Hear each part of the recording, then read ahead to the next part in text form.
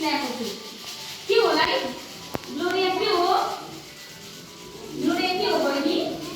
दाना। के को दाना हो है? मकैको दाना कि चाना कि के हो? ढुङ्गा? सरप्राइज! देख्यो? कस्तो लाग्यो? यसले अब हामी एउटा चिज बनाउनु पर्छ ल। छोटा भीमको बर्थडेमा चाहिँ नि बोजूले दामी गिफ्ट दिएको थियो अरे हो।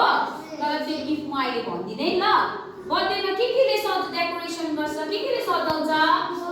बलुन अन्त केक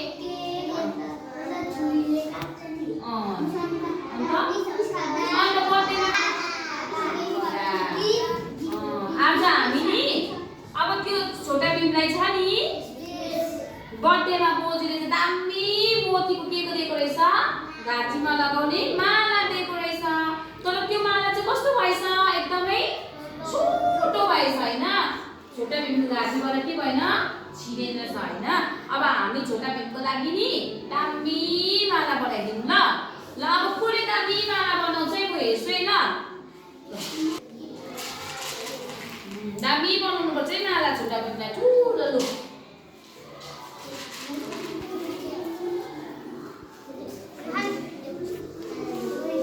ग्लोरियाले बनाउँछ अब दामी माला। ग्लोरियाले छोटा भीमलाई पुरा मन पराउँछ नि त।